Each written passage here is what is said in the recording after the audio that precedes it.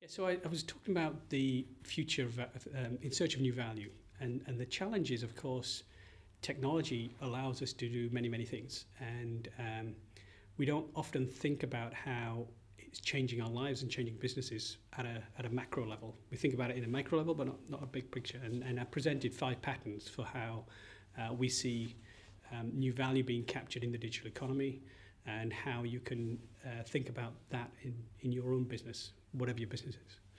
And you know, the patterns are quite fascinating because it actually helps address some of the challenges that people face. You know, often businesses are successful and then hit this plateau, and they've got to try and innovate. And then you get this, what we call the numbness from the blank sheet of paper. What do we do next? And the patterns that are presented give some insight into that. Yeah, I think the biggest thing that we've learned is human ingenuity knows no bounds. And you know, who would have thought that ransomware would become so prevalent as it is now? Right? And you know, to be able to think about a means by which you encrypt somebody's data in a way which nobody can encrypt it unless you get the key, and having the goal, I think, to be to literally throw away the key and throw away somebody's life is an indication of the level of human endeavor, the level of just callous, you know, threat and terror that exists out there. And I think the advent or the prevalence of mobile technology, of the internet, of pervasive connectivity, just amplifies that to a level that we hadn't really dreamt about. And I think this is a start of cyber terrorism, a way which we haven't really experienced. And this is just one glimpse of what's coming downstream. At the same time, I think the technology that we have allows us to respond to that in ways we hadn't actually thought about. So just as technology creates opportunities, technology also creates opportunities for us to be able to attack those as well.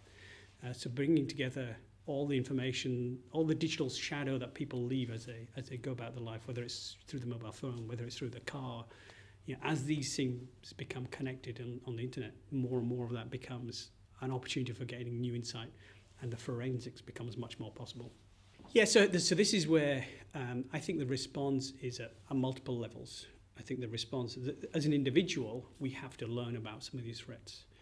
Unfortunately, we'll learn the hard way, but that's, I think, part of the human nature, it's part of human learning. And so we'll start to build ethics, we'll start to build new kind of social contracts that's acceptable, not acceptable. If just for example, the Google Glass, right? You put the Google glasses on, is it acceptable for me to be taking a video of you? What am I going to do with that video as we talk about it? You don't know, right? And so we are challenging accepted norms of social practice, social contract, and those are all going to have to get rewritten. So there's a basic ethical level, there's a social contract level, and then there's a piece of intelligence that gets applied based on all the information that we have. So we've got a tremendous amount of information. We've got 100 sextillion bytes of data on the web by 2015. Is the current predictions. So that's 10 to the 23 for those who don't know. Right? And that amount of information is valuable for people to do things, but it's also valuable for assessing security risk, assessing cyber threats. And I think the challenge we face is, how do we do that in a way in which we don't get the press discussions of how with the NSA right now? How do we do that in an appropriate way, which is seen as acceptable to society?